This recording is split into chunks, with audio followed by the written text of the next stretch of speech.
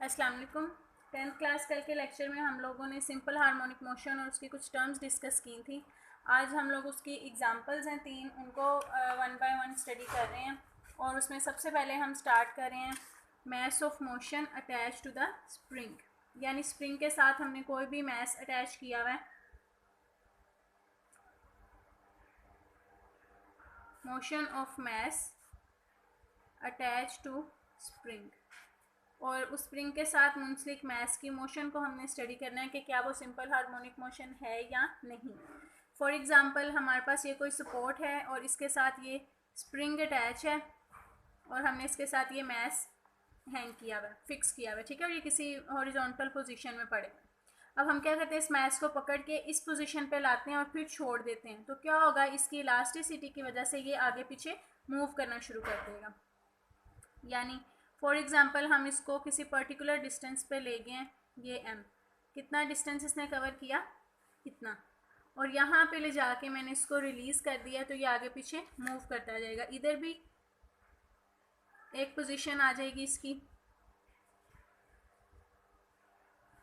ठीक है, इधर और इधर इस अपनी मेन पोजीशन के आगे और पीछे ये मूव करता जाएगा और डिस्टेंस कवर करेगा x, यानी फोर्स अप्लाई की जिसकी मदद से उसने डिस्टेंस x कवर किया, ठीक है। यहाँ हम नेगेटिव का साइन यूज़ करते हैं, क्यों? क्योंकि जो स्प्रिंग की अपनी फोर्स होती है, जिसके बारे में आगे हम अभी टॉपिक में बात करेंगे, वो फोर्स और तय करदा फासला यानी डिस्प्लेसमेंट x, ये एक दूसरे के ऑपोजिट होते हैं। कैसे ऑपोजिट होते हैं वो हम आगे देखते हैं। अब प्रोपोर्शनैलिटी के साइन को ख़त्म करेंगे जब हम, तो यहाँ कांस्टेंट यूज़ करेंगे k, जिसको क्या बोलते हैं, स्प्रिंग कांस्टेंट। स्प्रिंग कांस्टेंट हमें क्या इससे इंफॉर्मेशन मिलती है, ये इसकी वैल्यू डिपेंड करती है स्प्रिंग, जो हमारा स्प्रिंग है उसकी स्टिफनेस पे, कि हमने कितना हार्ड या कितना सॉफ्ट स्प्रिंग यूज़ किया हुआ है, ठीक है। तो अगर हमारे पास कोई सॉफ्ट स्प्रिंग है तो उसके लिए के की वैल्यू कम होगी। ज़रा सख्त वाला स्प्रिंग अगर हमने इस्तेमाल किया है स्टिफनेस के अकॉर्डिंग, तो उसके लिहाज से के की वैल्यू भी ज़्यादा होगी। यहाँ से अगर हम के का फॉर्मूला बनाएं तो वो क्या बनेगा, F/x, ठीक है। यानी फोर्स के लगाने से कितना डिस्टेंस या डिस्प्लेसमेंट वो बॉडी कवर कर रही है, जैसे यहाँ पर मैस m हमारा कवर कर रहा है, तो इसकी जो रेशियो होती है उसको हम क्या बोलते हैं, स्प्रिंग कांस्टेंट। अब इसका यूनिट क्या बनेगा, फोर्स का यूनिट क्या होता है, न्यूटन, और डिस्टेंस का मीटर, क्या बन जाएगा ये, न्यूटन पर मीटर। अब हमने ये देखना है कि फोर्स और एक्स तो एक दूसरे के डायरेक्टली प्रोपोर्शनल हैं, लेकिन फोर्स से हमारे पास जो एक्सेलरेशन प्रोड्यूस होता है, एक्सेलरेशन, क्या वो भी डिस्प्लेसमेंट के डायरेक्टली प्रोपोर्शनल है। तो न्यूटन का सेकंड लॉ हमने पढ़ा था 9th क्लास में, F=ma, ठीक है। और इसमें हमारे पास F=ma है, हमने a का रिलेशन बनाना है, तो m मल्टीप्लाई हो रहा है, इस साइड पे जाके डिवाइड हो जाएगा। f की वैल्यू है kx, जो मैं इधर पुट कर दूंगी। अब अगर हम देखें तो हमारे पास k जो है ये कांस्टेंट है, ठीक है। मैस जो हमने यूज़ किया है 2 kg का है, 1 kg का है, तो हर एक पोजीशन में वो उतना ही रहेगा, मैस भी कांस्टेंट है। यानी इन दोनों कांस्टेंट की जगह यहाँ क्या आ गया, प्रोपोर्शनैलिटी का साइन, a ऐसे ही, माइनस ऐसे, और ये x, यानी एक्सेलरेशन भी हमारे पास x के डायरेक्टली प्रोपोर्शनल ही आता है। अब ये जो नेगेटिव साइन की बात थी कि नेगेटिव साइन क्यों है,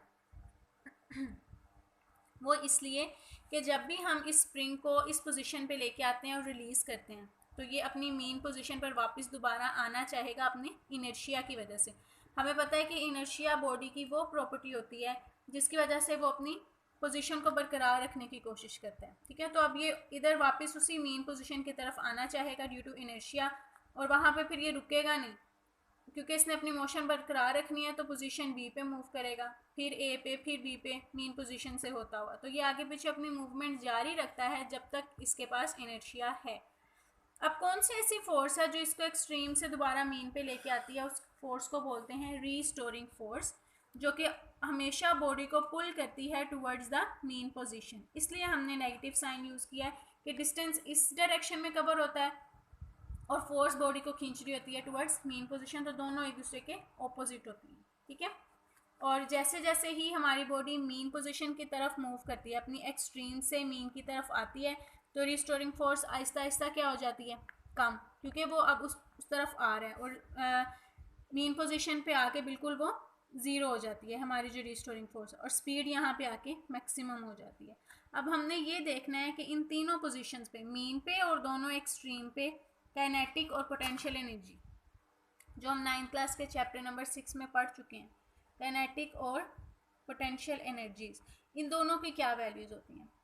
सबसे पहले जब हमारा मैस बिल्कुल रेस्ट पे पड़ा हुआ है, उसमें कोई भी फोर्स नहीं लग रही, तो काइनेटिक एनर्जी भी ज़ीरो होगी और पोटेंशियल भी, ठीक है, क्योंकि वो कोई डिस्टेंस भी नहीं कवर कर रहा, ना उसकी कोई स्पीड है, ना उसकी कोई पोजीशन में चेंज आ रहा है जो हम उसको काइनेटिक या पोटेंशियल की कोई वैल्यू असाइन करें। सो इनिशियली तो वो रेस्ट पे होगा, लेकिन जैसे ही हम उसको मैस को इधर एक्सट्रीम पे लेके आएंगे, तो मीन से दूर जाते हुए v की वैल्यू क्या होती है, कम, तो काइनेटिक एनर्जी का फॉर्मूला क्या होता है, हाफ mv², v कम तो काइनेटिक एनर्जी भी कम, ठीक है, और पोजीशन का मैक्सिमम चेंज आया तो यहाँ पर पोटेंशियल एनर्जी मैक्सिमम हो जाएगी।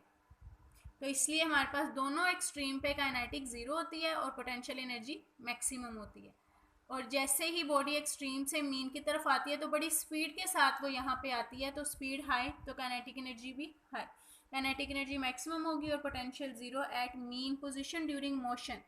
इनिशियली जब वो मीन पे था और रेस्ट पे था तब दोनों ज़ीरो हैं, लेकिन मोशन के दौरान में जब वो मीन पे आएगा तो स्पीड की वजह से उसकी काइनेटिक एनर्जी मैक्सिमम हो जाएगी। अब चूंकि इसकी मूवमेंट है और हम कहते हैं मीन पोजीशन के आगे पीछे और फिर वापस मीन पे आना, हम इसको एक वाइब्रेशन कंसीडर करते हैं, ठीक है, तो इसके लिए जितना टाइम रिक्वायर होता है हम उसको टाइम पीरियड कहते हैं। टाइम पीरियड का फॉर्मूला इसके लिए होता है 2π√m/k, इसको आपने एज इट इज़ याद रखना है। ये आपका कंप्लीट लॉन्ग क्वेश्चन है विद एग्जांपल नंबर 1, इसको आपने अच्छे से प्रिपेयर कर लेना है। Thank you so much.